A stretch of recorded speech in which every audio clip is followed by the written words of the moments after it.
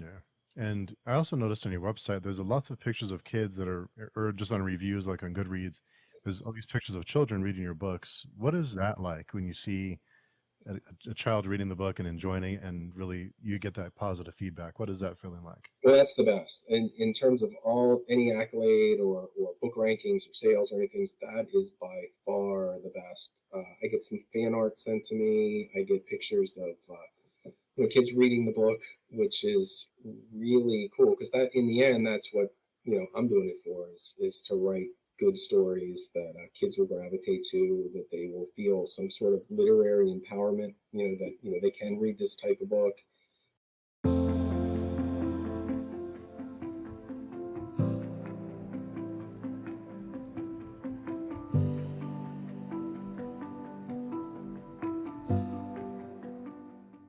Hello, friends. My name is Steve, and I'm here today with another Steve O'Farrell, the author of the Simone LaFray series. Steve, thanks for joining me today.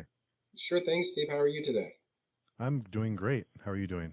So far, so good. Usually, I don't decide until about 2 o'clock to see how my day's going, but it's 2 o'clock and it's been a pretty solid day, so all is good here.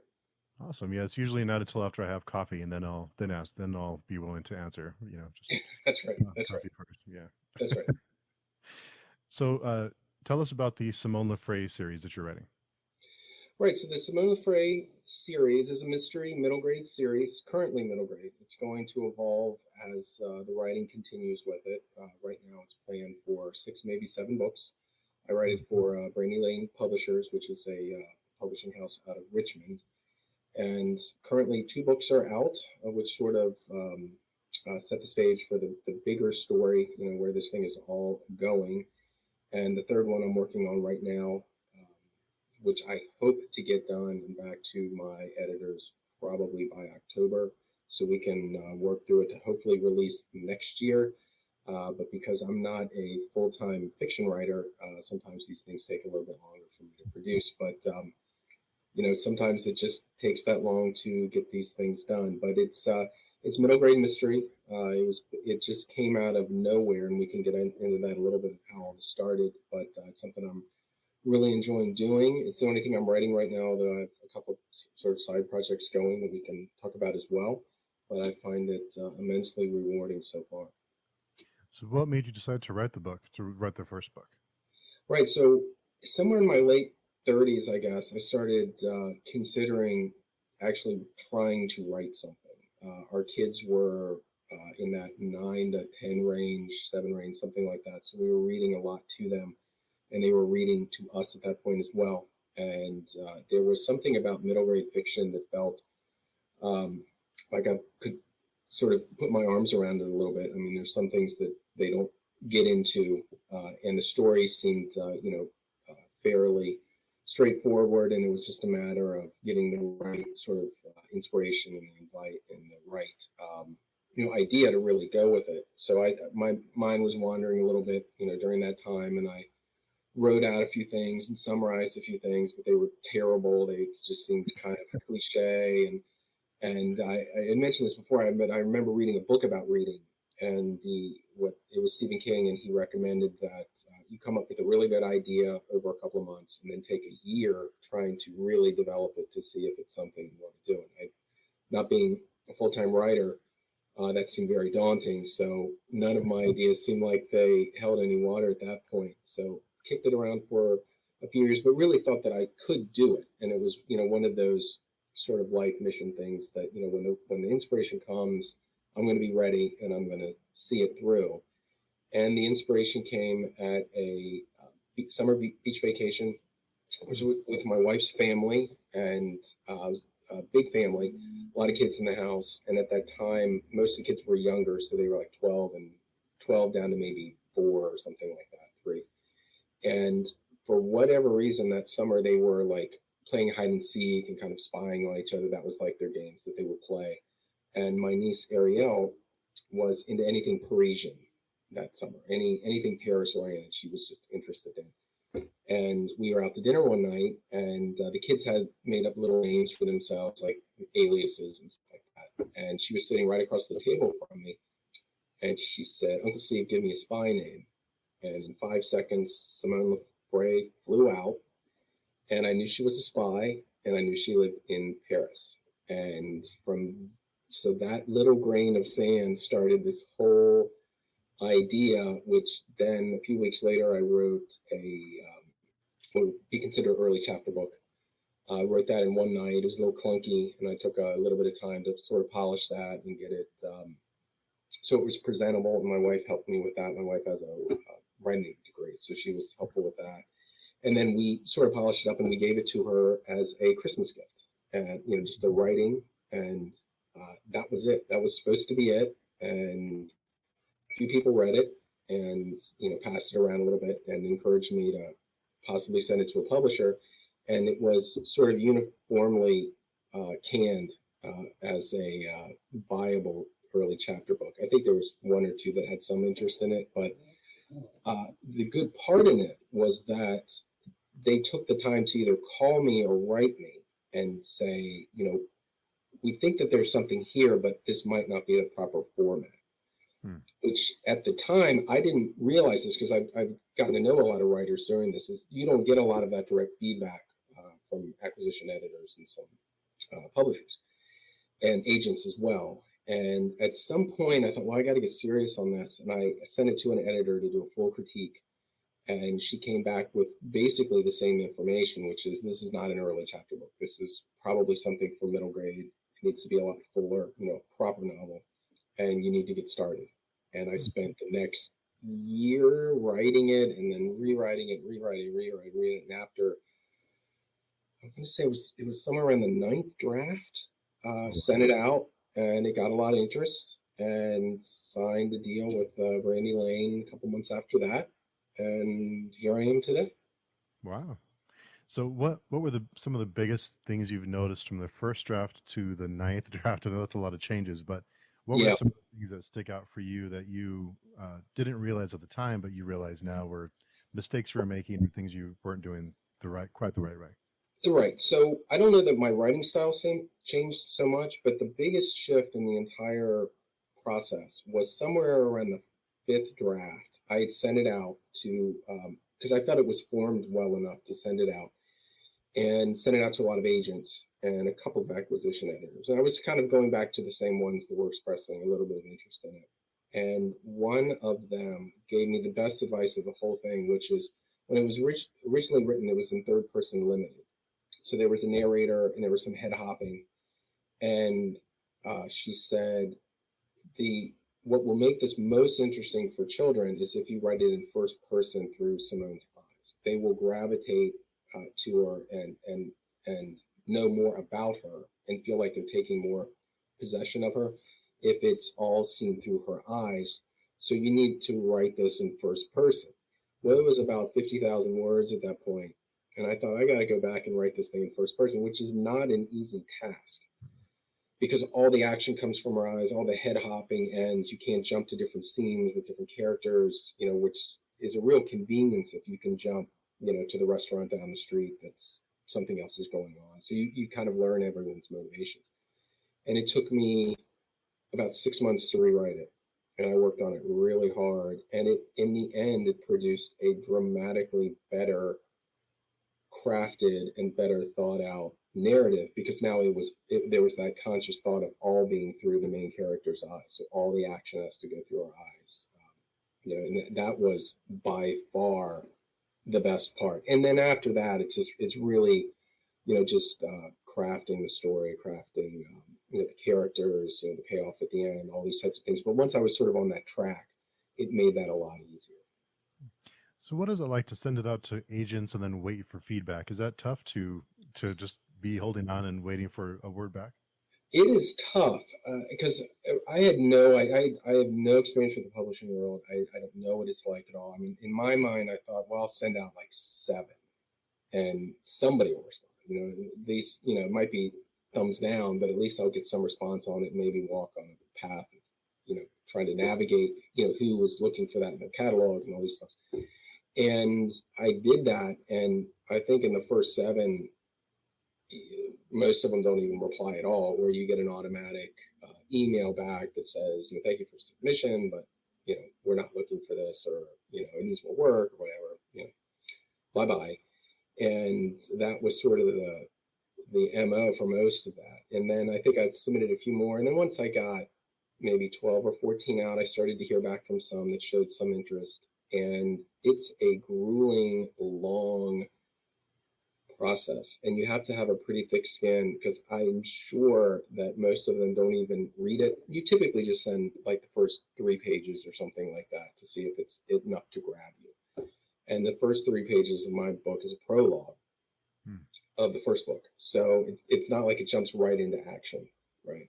But I think it could show that, I'm a proficient writer and there was enough there. So then some of them ask for the next 3 chapters or the whole book or something like that. And it takes months and months and months and months to really make a connection. But at some point I was, on the phone with some of them. They wanted to talk about a few things.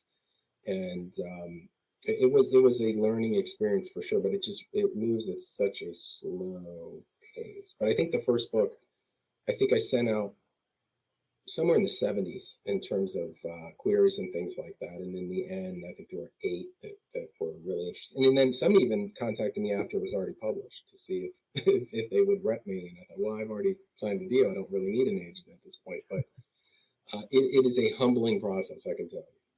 Yeah, so it sounds really daunting, especially from not knowing the business or not knowing what you're getting into. It's got to be a lot of waiting and just anticipation. It is. It is a lot of waiting, a lot of anticipation, and you just don't know. And the tricky thing for me, especially, is because I had no track record as an author. I didn't have certainly not a celebrity, and I didn't have any built-in viewership or interest, where people want to see, what I'm writing. So you're basically just relying on the story and whether or not it has legs. And this one, because it was a planned series, I think had a little bit more interest. Publishers are always looking for a series, especially if it's children's or YA even or middle grade. They're looking for series because kids like to collect things and they like sort of that longer read. So it just fit into some of the catalogs or some of the wants of the catalogs of some of the people that I was creating at that time. So timing has a lot to do with it, but it is a humbling process, I can tell. During that process, did you ever consider self-publishing? I thought about it once or twice, but the issue I had with that is I kept going back to what I wanted out of the whole process, which is I just wanted to be the writer. I know a lot of people that self-publish and they like doing the cover and they like doing the interior formatting and they like doing all of that process, the marketing, getting it on bookshelves, all those things. And I just wanted to be the writer.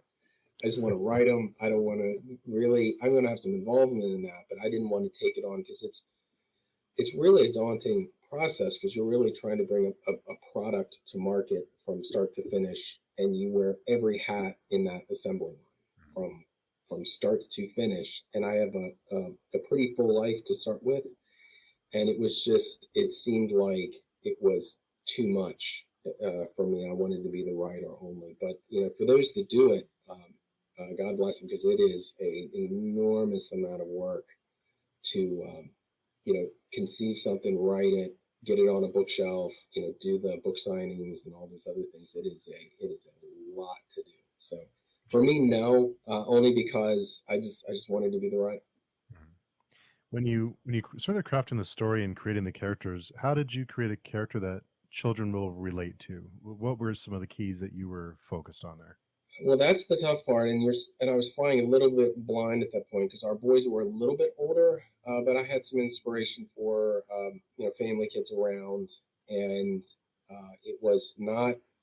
I had to just go with my gut on a few of the things. The one thing that I decided early on in the process was I wasn't gonna talk down to the readers. I wasn't gonna make it sort of unchallenging to read or anything like that. I wanted to make it high concept, and I wanted it to feel like, for a young reader or maybe even a reluctant reader, that they feel like uh, they would have a really good sense of place, the settings. They would be able to sort of see the characters evolve a little bit. I mean, and it stays within most of the characteristics of a 10 to 12-year-old or an 8 to 12-year-old. It doesn't go much beyond that. So trying to make it relatable is sort of the trick. And I relied on my wife to help me with that as well. She was a big helper in the sort of the sessions of, does this work? Does this not work? The beta reading and all that kind of stuff. She was a massive help in that as well. But it's tricky. And the other thing is you have to develop characters that are independent of one another, but then they meld nicely. Your foils have to be well crafted, and you can't really underdevelop any of them. They all have to be pretty solid and something that readers are really going to gravitate to. So I just went with my gut on a lot of it and stayed true to it, and here we are going into the third book. And do you have the whole series plotted out? In some respects, yes. So the other part I didn't tell you in there was when I made that decision to go from the early chapter book to the fully formed novel. I just sort of spitballed this massive narrative story, and if I would have written it, it would have been enormous. And I came to the conclusion at some point in that there was actually a series. It was something that should be broken up. So I had a really good idea. I knew exactly how it ended. And then I had these sort of points that I wanted it to hit along the way.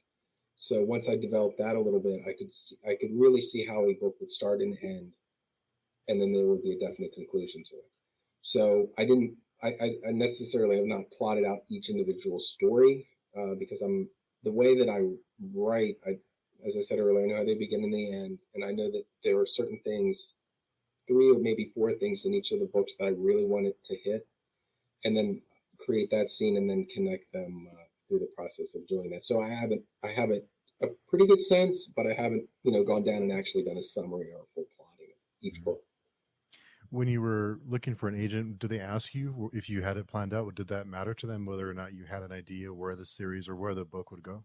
Yeah, they did. I think most of the other tricky part in finding an agent was that what I gleaned from the whole process is they want full-time writers. They want people that produce content, that produce a lot of product, so they can broadcast that or try to shop that to their editors. So I had one book, and I had an idea for the rest of the story. Some of them asked sort of how I visioned it going out, or how many books, or maybe if you get 3 books under your belt. Because I didn't realize this until I was further in the process. A lot of people, when they write a series, will write several of the books before they're even published, and they might clean them up a little bit because they want to have that connectivity, or some good ideas pop up as they're in the third book. Say, boy, I wish I would have written the first book. But yeah, they were definitely interested in that because it's not a series until you have multiple books, and then you really have something, especially if it's viable and if it's marketable for certain reader types and things like that. I mean, you have to be aware that you're writing for a certain target audience, and whether or not it hits that audience or not. So yeah, they were certainly interested in where it might go, and those sorts of things for sure. And when you writing a mystery is tough, I would imagine that writing a mystery in general is tough. How do you write a mystery that kids can follow along with and still have a mystery but not get too deep into it before they get lost? Yeah, that's a great question, and that it's tricky because when I write them, I don't write them from start to finish. Like each book that I do, and now that I've written the second one and went through the process of doing that, I have a really good idea how I'm going to write the other ones, just in terms of just the basic process.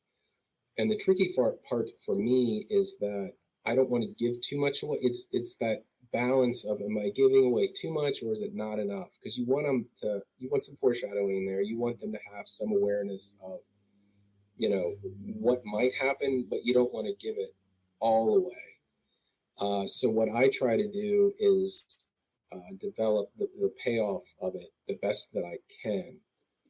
Where it's in the falling action or in the climax, where all these things are sort of unveiled to the reader. I try to put in little things going back, and usually things early. If you're moving towards that in that rising action part where you're really close to the climax, if all of a sudden all this information comes in, it gets wobbly. At least I think. I think it's better if you get a couple of really good things in early, that the reader sort of thinks about, and then they might flash back to that a little bit, and then you do a little bit to accelerate it towards that climax. But it's a really delicate balance for for the reader, because you don't want to give too, you don't want it to be obvious, right? You want it to be, and hopefully you even fool them a little bit, so that when they're reading it, they're sort of thinking how it's going to end. They're sort of forward thinking, what's this character going to do? How's this going to be resolved? What's going to happen? And it is tricky. I would say it is a tricky balance. Yeah, it sounds it sounds very tricky. And I was also looking at your bio, and your books have won a ton of awards. What has that been like when you win awards? Yeah, that's great. So yeah, it gets submitted to some uh, award programs through the year. I think it's the first one's or the second one's already won a couple, and I know it's been submitted for a few of them. It's great, to win awards, to be recognized, amongst some really qualified books is fantastic. It's always kind of strange to me because I think, oh, I'm an award-winning author. That's pretty crazy. But it's nice for the marketing as well. I mean, to throw those things in there. But I could say for the most part, the people that run those are really serious about it. I mean, they read them. They usually have really good critiques or some information on it, and it is a really neat experience, humbling experience, when you win one of these things, because there's a lot of other authors out there that are trying for these things as well, and to be sort of set aside or elevated in some way from these is a great experience. Now, winning awards is great. Yeah. And I also noticed on your website there's lots of pictures of kids that are or just on reviews like on Goodreads.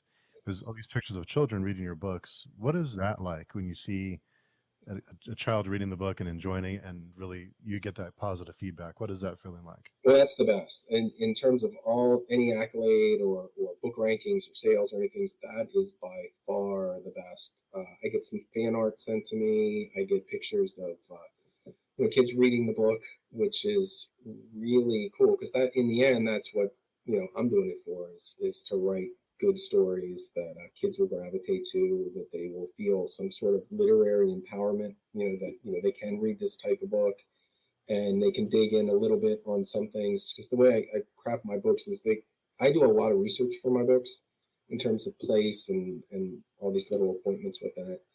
And there's some foreign language, so a kid that's reading it might Google the foreign language, or go on Google Maps to find some of these places, and it can be more of an interactive experience for them that goes beyond just reading the literature. But if I can develop a really good story that inspires these kids, or gives some sense of wonder of what might be out there, you know where are these places, does it really look like that, that type of stuff, that's the best by far, is seeing that come back. It's really cool, and having kids is the primary audience. It's a fantastic audience because they get really excited about these things. I mean, they hold these characters dear, and I feel like I have to be like a really good steward of these characters moving forward, because they get invested in them, which is great. So I look forward to continuing this. Yeah. And also that you're an advocate for children's literacy, and what can be done to help with that? What's something we can do, just even as parents or as family members or friends, or what can we do? Yeah, so I think with children's literacy, the main thing is to sort of carve away any fear that they may have for reading. Whether it's either they don't find it interesting, or they have some barrier, where like a dyslexia or something like that, where they just don't like to read. When I was a kid, I was somewhat of a reluctant reader, but I would read comic books, and I'd read magazines, and I'd read a novel here and there. And then as I got a little bit older, I hit a few novels that I thought were really, really good. And as I became an adult and moved on through adulthood, I really like reading. There's some books out there that I think are really good. I read a lot while I'm writing as well, so it helps me as a writer.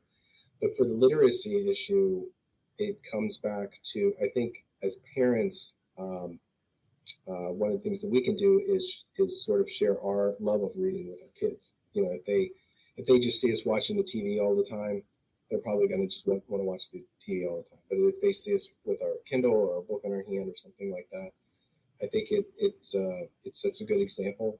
And then the other thing is, I think whatever they're reading, within some boundaries is fine. If it's comic books, graphic novels, great. If they like, reading stuff online, pulling information off there, I think that's fantastic that they are interested and they continue to flex those muscles as a reader and researcher as well. So there's certainly a lot, as parents we can just be good examples. Put books in their hands, read together, read the same book together and just talk about it. Those are always really good things to do as well. And that leads us to one of the questions we have from Twitter. Let me just pull it up. From Natalie CT. She said, I am an avid reader, but 3 of my 4 children are reluctant readers. 2 have dyslexia. Did you have reluctant readers? Did you have reluctant readers in mind when you wrote Simone LaFray? So I did to some extent. So when I was doing the original summary for that, I was aware that I wanted to make it. I didn't want to throw too much information at the reader early. That it's sort of a nice glide for the first chapter or two until you get to that sort of point of no return. So I didn't want to put anything in there early in the book that would be deflecting in some way. That a kid could, pick it up and they go from the park scene back to their store. So it's pretty breezy, easy. A little bit of a few things happen of interest, but I thought if I could write something where it didn't need a lot of explanation in it early, that a child wouldn't be deflected in that. But then it sort of ramps up from that, so that you would hopefully have the opportunity through the child reading it that they would have those successes, like they would be able to get through a chapter and say, oh well, that there's a little French in there or a little German or something like that, but I think it added to the story, or they might Google it or something like that. And it might, help them to invest themselves more in the book. So, reluctant reading is real. And there's some stories that connect with kids. I've heard back from some parents that have said that their child was a reluctant reader and they really enjoyed this one. Or, they didn't necessarily, they were starting to read up.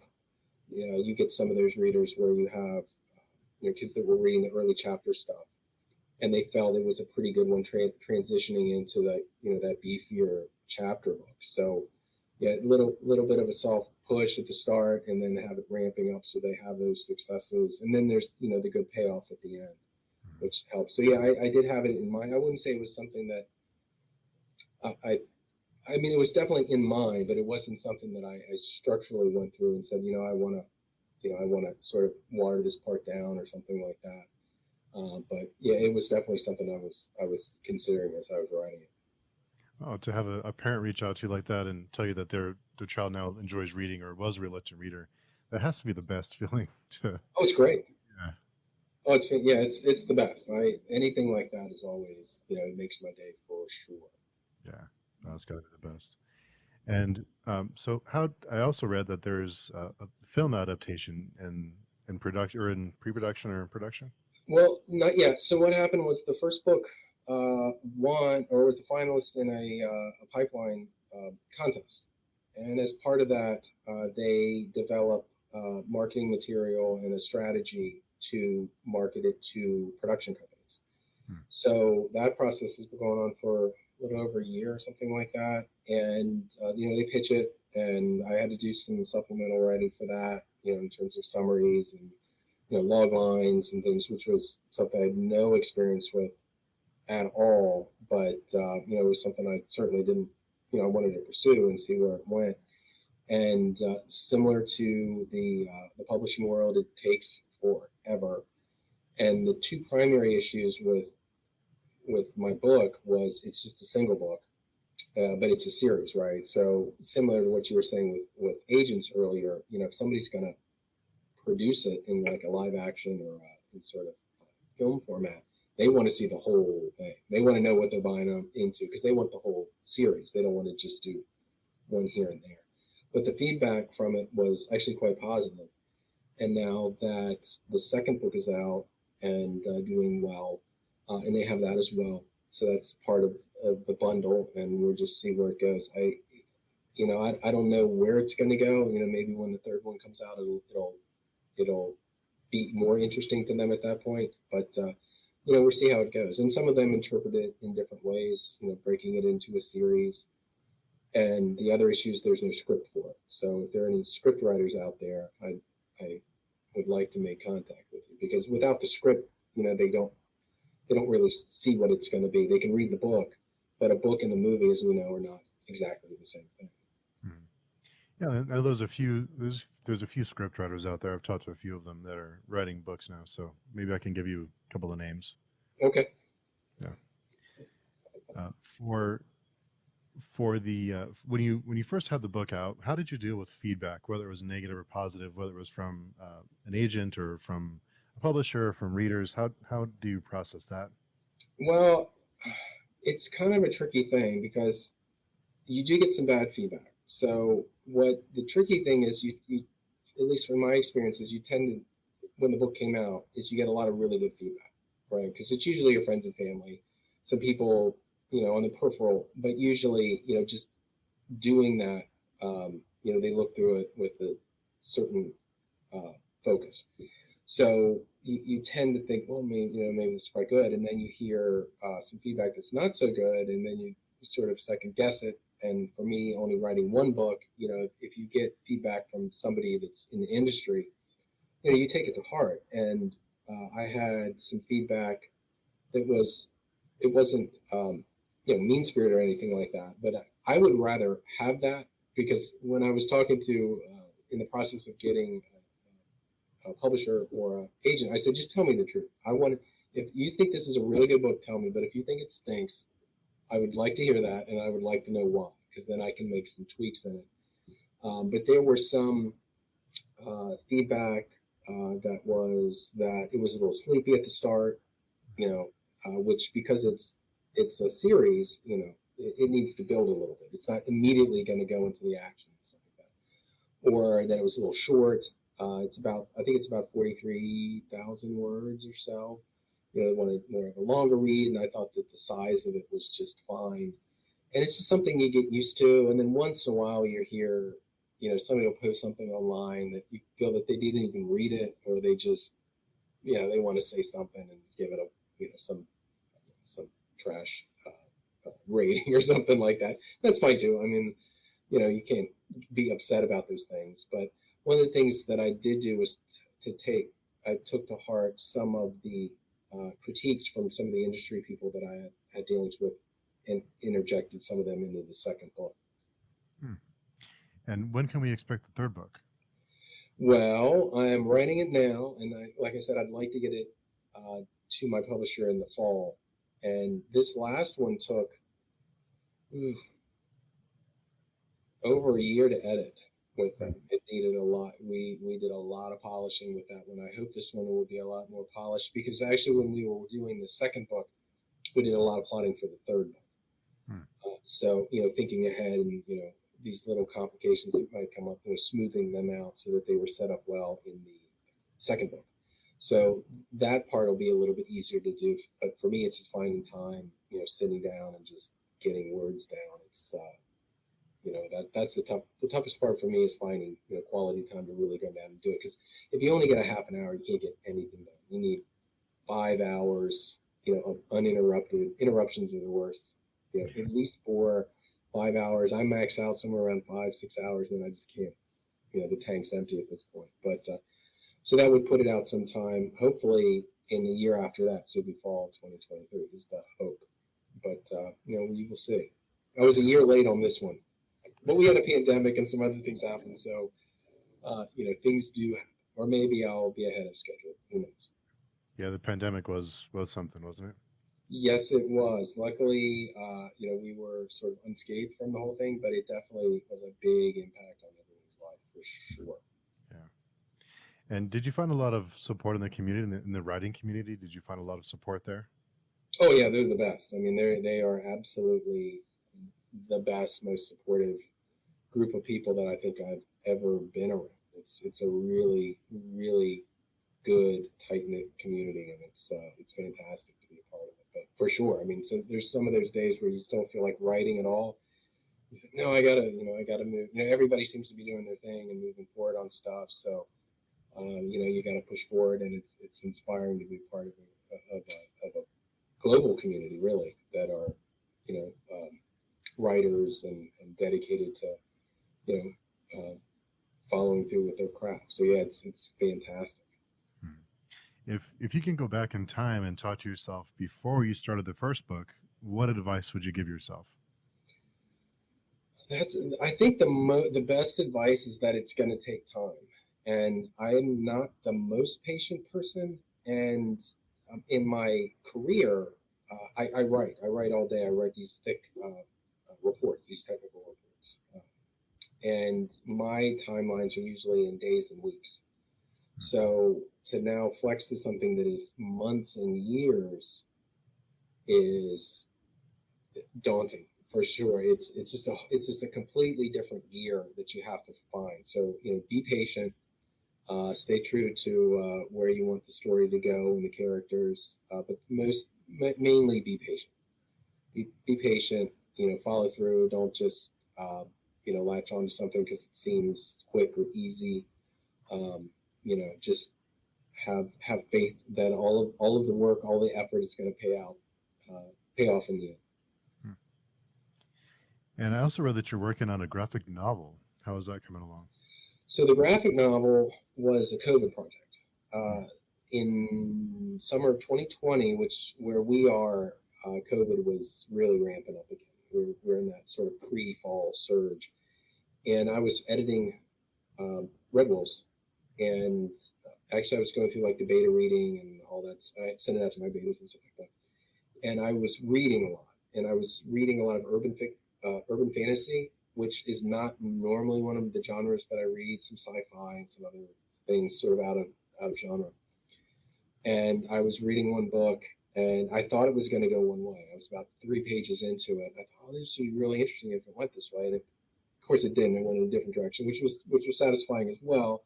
Really well written. And I read, I don't know, a handful of these in a month or so. And I kept going back to that idea of, well, wouldn't it have been interesting if the character would have done this? And what I tend to do is internalize these things. I just thought about it. And it was COVID, and, everybody's sitting around. We weren't going out. Everybody's, you have a lot of time to think. And there was one evening I thought, you know what, I'll just summarize it. I'll just open a Google Doc and I'll just summarize it. So I did that, and I just kept working on it, and I would move off of Red Wolves to work on that. It was sort of wherever my interests were. It was a nice sort of buoy to that. And I summarized it. I had a really tight summary, and then I thought, well, it's a novel. And then as I started to do sort of the more definitive summary of it, the actual plotting, I thought, I think this is a graphic novel because so much of it was action driven, and it would be young adult, or is that MA? What's the other one after young adult? But Oh, anyway, young adult. And I just kept working on it. And then at some point, I thought, I put all this work into it. I got to do something with it. And I hired a artist to do the cover and I think 8 pages, and sent it out the same way that I sent out my book to publishers. And it's getting feedback from that. It's same process. It takes forever.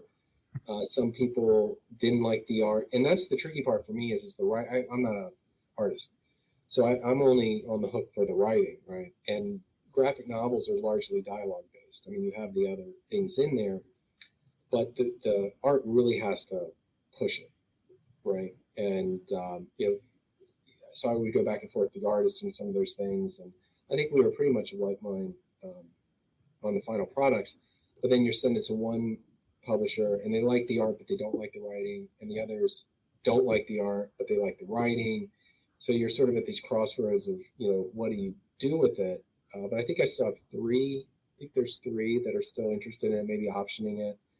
A lot of the smaller comic book um, publishers, or mid-size, and the ones that do the graphic novels, they'll get them in the pipeline, and then it's a couple of years to develop it, and then they do them like a fall offering or spring offering.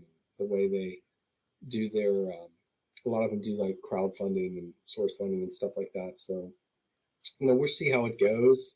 At some point, I really do want to do something with it because I think it's quite good. So even if I just develop it as a novel, I'd be satisfied with that, and then maybe throw in some of the pictures or things. But we'll see how it goes. But it's one of those things. We'll just see how it goes. But I put a lot of work into it, so I'm going to see it through someday.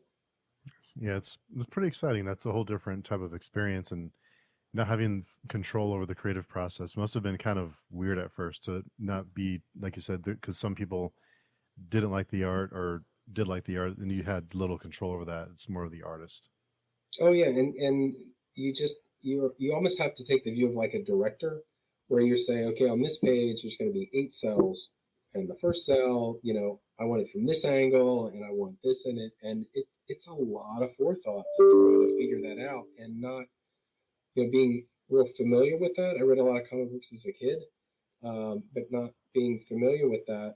Um, I gave the artist a lot of license to do what he felt was the correct thing to do. So that did help, but it's a highly collaborative process. From the start, where writing books, you don't really get into that collaborative process until you're way advanced with your primary editing group, where you feel like you can share and sort of do that. But with the graphic novel, it's pretty much at stage one. You better get comfortable with that whole process. it's it's pretty exciting though. That's pretty good. Oh Uh, yeah, for sure. Yeah. what is something that your readers would be surprised to learn about you? Surprised to learn about me? I don't know. I mean, I stayed pretty busy. I chair a few things here in the community. Philanthropy is big, community service is big with me. My wife and I are champions of special education and some other things in our community. We try to stay as involved as we can. Um, I don't know. In terms of like any sort of odd talent or something like that, I don't think I really have that. I used to do portraits. I used to draw portraits with charcoals and pastels and things like that. I got pretty good at that. I always had sort of that the left brain, right brain thing where I wanted to be an artist. I wanted to be an artist, but your high school counselor or college counselor says no, you need to go into finance and business. But I really want to be an artist, so finding that balance, it's always been a tricky thing. But I play the guitar and have interest in music and some other things out there. So I try to stay, full, busy, active, purposeful life. Do you listen to music while you write? No, when I write, it has to be quiet. Maybe the crickets outside, but that is it. I can't have any distraction. And music, I like music a lot, but I get into the music when I'm listening to that. It doesn't sort of like set a tone for me. I'd rather listen to the music than hear that voice in my head of what to write next. But no, no music. Do you so you play guitar? Do you have any so do you play any other instruments other than guitar? Primarily the guitar. Started playing that when I was a kid, and pick it up and play it once in a while. It kind of comes and goes with me. Um, but yeah, primarily guitar. I always wanted to be able to play the piano a little bit. We have a piano. Our son plays it, but I just don't have the patience or the time to really do it. Maybe in a few years I'll sit down and teach myself. Yeah. What do you enjoy reading? I enjoy the classics, and I enjoy reading stuff in genre. When I'm writing, I read middle grade. Vicky Schwab and Kelly Barnhill and some of those I think are really good. So I enjoy reading those, but I'll read stuff off the bestseller list if it looks good. I'm sort of a sucker for a nice cover. If I'm in a bookstore, I'll pick something up and read it. It's all over the place, but usually classic fiction is where I say I don't read a lot of nonfiction work. I like to watch documentaries. That's one of my favorite things, but I don't read. I think I've probably only read, maybe 2 biographies as an adult or something like that. But I like staying genre, and I like to stay with some thriller stuff. You know, sort of the Grisham and all those types of writers I enjoy. Now that you've had a chance to write your own books, Yeah. do you read differently now? Do you try and dissect things the way that in ways you didn't before? No, I try to enjoy them because I see writing as an entertainment and enjoyment. So I just try to get immersed in them. And I'm one that I have to finish a book. If I start it, I will drag myself across the line to finish books. And I finished some that, two chapters in, just like, oh my God, I just don't know if I can do this, but, I'm no quitter. So I have to finish them out. And the other thing that I do read, and something I didn't anticipate, Steve, is when you become an author, publish author, you get sent a lot of books. Hmm. People send you their art copies, or they send you, beta reads. Can you please read this, or do you have any insight on that? So I read quite a few of those. Him probably in the last 2 months, I've read four, maybe five of those. So yeah, read a lot of those as well, and they're all over the place. They're from science fiction to you know, steampunk stuff to everywhere, historical fiction. So I like doing that. I like jumping around a little bit. That's always kind of fun. Hmm. And what's a book that you read recently that you really enjoyed? I read an art copy of Claudia Olting's book. It was historical fiction. I really enjoyed that. I thought it was really good. I read in the middle grade stuff. I read The Girl Who Drank the Moon. I thought that was really good, very creative. And was it City of Bone by Vicky Schwab? Really good. And I read the Graveyard Book by Neil Gaiman not too long ago. I thought it was really, really good. He is on the top of the pile in terms of writing. I think he's just brilliant in the way he executes some of these. So they've been good. A few others in there. I don't know. It's funny. I'm sort of a bulk reader where I won't read it all for a little while, and then I'll read a bunch of books and then out. Sort of. I'm not. I don't always have a book in my hand. I'm not that type of person, but I just sort of get inspired to read in sort of clusters. I guess is the best way to describe it.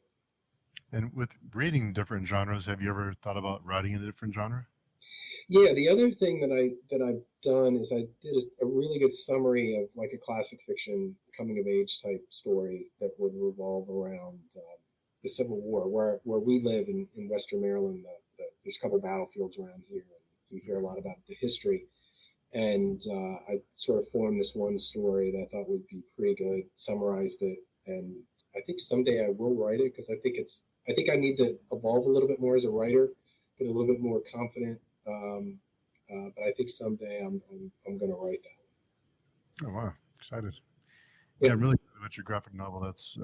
I'm a big graphic novel person, so it's always exciting, and it sounds really intimidating, that whole, because you have experience with publishing with your books, but then you get into the whole comic book publishing. It seems like a whole different world. it seems that way. I think there's definitely some parallels. The time it takes, it's a lot of work. I mean, just to do the queries and the submissions, it is a lot of work. An artist can take weeks to do a page, and that's not even fully finished. That's just inked, and, with the diagram bubbles and all that kind of stuff. It is a lot of work to pull these things off. And the other thing about, at least my impression of the graphic novel stuff, is I think when people look at it, they will get an immediate impression of whether or not they like it or not. They like the art or they don't. They like the structure of it, or something like that. And the story may be better or worse, but the art is it's visual, so it can really pull you in. So it's got to be what that person is looking for. And the other thing that I found in this whole process of publishing is not everyone's going to like your book. I Mhm. mean, for whatever reason, they don't like Paris, or they don't like whatever. They don't like mystery. I mean, they don't like purple on the cover or something like that. And I think it's the same way with the graphic novels as well. But there's some things that they are looking for. So I think if you can stay within those guardrails a little bit, it gives you more opportunity to hopefully get a deal. So we'll see. Fingers crossed, and hopefully something comes of it. But I put so much time in at this point. I'm definitely going to do something with it, whether or not it goes that route or it goes for a proper novel. Hmm. I'm looking forward to it. Yeah, So I do have just a couple more questions for you sure. that, that I like to ask every guest. So Okay. the first one is, do you have a favorite family recipe? Do I have a favorite family recipe? Well, as a kid, my mom made a couple of different cookies that I really liked. Of course, her sugar cookies and chocolate chip cookies were awesome. My wife's Mediterranean chicken Mm. is really good. I could eat that, 7 nights a week. It is excellent. Uh, Recipes. I'd have to think a little bit. That's a good question. I don't know. I'll come up with five things after we're done here. But yeah, the cookies and the wife's Mediterranean chicken seem to jump out. How often does she make the Mediterranean chicken? Not enough. Maybe like twice a month. Maybe that's Maybe my. more. So the next one is, what was your first job? What was my first job? I worked. I think this. I think I had two jobs the same summer, and I can't remember which one was first. But I worked at a Pep Boys, auto like an AutoZone type thing, and I was like I had stock shelves and I swept up and stuff like that. And I think the same summer I worked at um, a county regional park, that had like softball fields and golf course and stuff. And I worked at concession stand. What did you learn from those experiences? Well, you learn how to deal with people a little bit. Those are things that you have to. I guess they're kind of surface oriented, but basic things: be on time. You know, uh, you know, be respectful of the places you're working for, and you definitely do acquire those skills of working with other people, and customers can be unpleasant at some periods of time, and you just roll through it. Yeah, it's amazing how much we learn from those early experiences in our lives. You know, the first jobs or those early experiences we have, how that carries us through the rest of our time. For sure. So the last question I have for you is, if the roles were reversed and you were in my position, was there a question that you would have asked that I did not ask? Oh, that's a good one. Was there a question that you didn't ask? Well, trying to think. I mean, a lot of authors talk about process, and I think I unveiled my process a little bit in there. And there's really no there's. I think everyone does it differently, and I think every story actually calls for a little bit of a different way to do it. I made a ton of mistakes in terms of like execution of a book for both of these. I mean, all the mistakes that you hear about online, with your drafting, you whatever else can happen in these things. But the process is one that I think is evolving. As I think you write more, you get more efficient in the way you're doing things, and that process is a tricky one. I think if you ask an author to precisely articulate their process, they Hmm. would have a really hard time doing Oh, this is all this. And was there anything that you learned about your process that you learned early on that you've implemented since then? Yeah, I think the main part for me now is because, like I said earlier, I have a pretty good sense of how they start and end, how each of the books start and end, and then picking those three or four points in the book and then weaving them together is definitely the way that I'm going to do it from now. And the other thing is, it's okay to skip around. You don't have to write it from if you do prologues, prologue through the end. You don't necessarily have to do it that way. Write, jump. I feel that if I jump around to the chapters that I want to write first, it keeps it a little bit more exciting, and then you're encouraged to finish it, right? Because there's some chapters in there that are a little bit lower action or things like that. Or somebody asked me that earlier in a different podcast. That the falling action chapters are the most challenging for me to write because there usually is less action, and you have to tie everything up, but you just can't say, you just can't bullet point them the end, and you have to be pretty skillful in the way that you tie all that up to be satisfying for the reader. So jumping around within the narrative is just fine.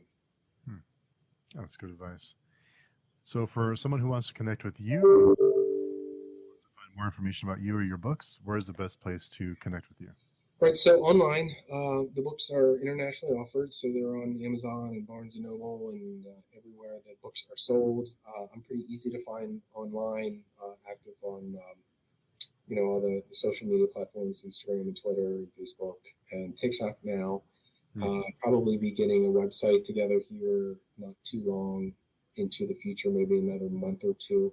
So I'm out there online. You can Google me and you see all that stuff come up. So I'm not too hard to find. Awesome. Well, thanks so much for coming by to chat with me about your books and your process and your favorite recipes. Well, sure. Well, thank you for having me, Steve. I've really enjoyed it. Awesome. It's been a pleasure. Thank you so much. Have a good day. Sure. See you.